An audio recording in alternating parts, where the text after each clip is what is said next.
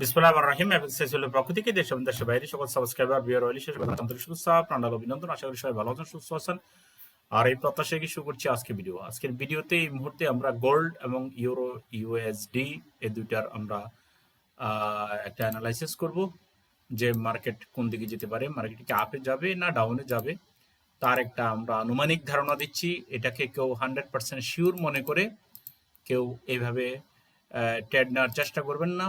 Trade নেবেন অবশ্যই stop loss দিয়ে নেবেন, স্টপ লস না দিলে আপনি নিজেই ক্ষতিগ্রস্ত হবেন।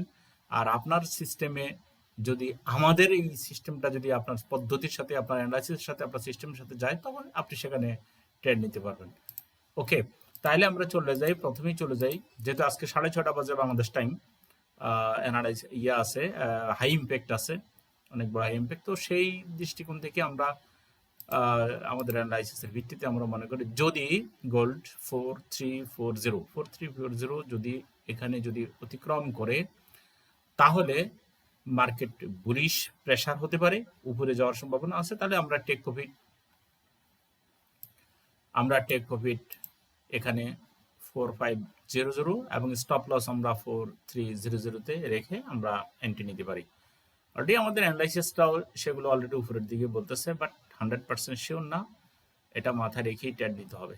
আর যদি আমাদের বিলো 4220 আপনারা বুঝতে পারতেছেন যে 4220 এর নিচে যদি মার্কেট যদি চলে আসে, তাহলে মার্কেট বিয়ারিশ এই যে কারেকশনটা হচ্ছে, তাহলে টেক প্রফিট আপনি অবশ্যই 4045 টেক প্রফিট নেবেন। আর স্টপ লস যেন এখানে থাকে, এটা ভুল করবেন না, 4245। তাহলে এ হচ্ছে আমাদের আজকের গোল্ডের। আমরা হয়তো সাপোর্ট রেজিস্ট্যান্স চ্যানেল দিয়ে হয়তো আরো অনেক কিছু করতে পারবো, বাট মোটামুটি এতটুকুই বুঝে নেন যে এখানে এঙ্গালফিন এখান থেকে যে শুরু হয়েছে সেটাই এখন পর্যন্ত আপট্রেন্ড। এটা অতিক্রম করেছে, যে আমাদের চ্যানেল অতিক্রম করেছে, আরেকটা চ্যানেল অতিক্রম করে উপরে গিয়ে মার্কেট অলরেডি কন্টিনিউশন হচ্ছে। তো বুঝতেই পারতেছেন যে মার্কেট আপট্রেন্ডের বেশি সম্ভাবনা, তবে অবশ্যই স্টপ লস দিয়ে ট্রেড দিবেন। 2 নম্বর হচ্ছে ইউএসডিও আপট্রেন্ডের সম্ভাবনা। আপনারা নিজেরাও হয়তো অ্যানালাইসিস করেছেন, অনেকেই অ্যানালাইসিস করেছে, বাট আমাদের অ্যানালাইসিস বলে যদি রেসিস্ট্যান্স লেভেল যদি 1.153 যদি অতিক্রম করে, 1.153 ইউরো ইউএসডি যদি অতিক্রম করে রেসিস্ট্যান্স লেভেল, তাহলে আমরা বুঝতে পারবো যে মার্কেট বাইয়ের প্রেসার আছে।